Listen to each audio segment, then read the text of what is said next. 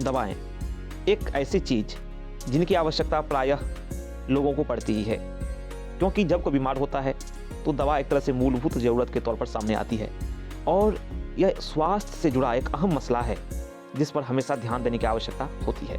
लेकिन जब इसी में करप्शन की बात आ जाए, भ्रष्टाचार की बात आ जाए, तो निस्संदेह चिंता के सवाल खड़े हो जाते हैं। और मामला जब दिल्ली का हो, खासकर दिल्ली में वैसे अभी कई सारे तरह के जो ईडी जांच कर रही है, दिल्ली में जो शराब संबंधित घोटाला हुआ था उसकी, और उसके बाद जो आरोप प्रत्यारोप का दौर चल रहा है नेताओं के बीच में, और उसी बीच ये दवाओं की सप्लाई में जो घोटाले हैं, भ्रष्टाचार है, उसकी बात आई है और मामला सीबीआई को गया है, तो मामले को समझना जरूरी हो जाता है।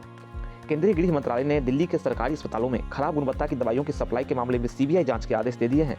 1 महीने पहले दिल्ली के उपराज्यपाल वीके सक्सेना ने गृह मंत्रालय से इस मामले में सीबीआई जांच कराने की सिफारिश की थी।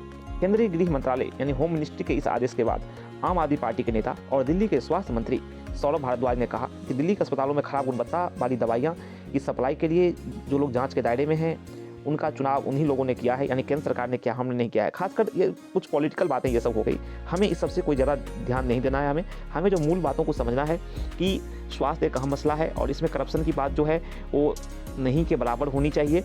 अब विशेषकर स्वास्थ्य के मामले में हम काफ़ी पीछे हैं। हमारा लक्ष्य जो है, सरकार का लक्ष्य है, यानी कि केंद्र सरकार या राज्य सरकार का लक्ष्य है कि आबादी के हर एक तबके के पास स्वास्थ्य सुविधाओं की समुचित पहुंच हो, और इसी पहुंच के तहत आता है दवाइयाँ। तो इन बातों को समझने की आवश्यकता है। अगर यहाँ देखा जाए तो दिल्ली के अस्पतालों में खराब गुणवत्ता वाली दवाइयों की सप्लाई का मुद्दा उठा था। विजिलेंस डिपार्टमेंट ने एक रिपोर्ट में दिल्ली के सरकारी अस्पतालों में नकली दवाइयों की सप्लाई होने की बात कही थी। बड़ा ही एक तरह से संगीन आरोप कि नकली दवाइयाँ सप्लाई होती हैं, और इसकी जाँच सीबीआई से इसकी जाँच कराए जाने की वीके सक्सेना की सिफारिश चिट्ठी। तो देखते हैं कि आगे क्या घटनाक्रम होता है और जो सच है कि वो सामने क्या आता है, सच के रूप में हमें सामने आने को क्या देखने को मिलता है, और हमें जानना भी चाहिए क्योंकि ये खासकर हमसे जुड़ा मामला है, हमारे देश की राजधानी से जुड़ा मामला है। तो फिर इस घटनाक्रम में जो भी कुछ अपडेट आता है उसके साथ उपस्थित होते हैं। तब तक के लिए नमस्कार, थैंक यू।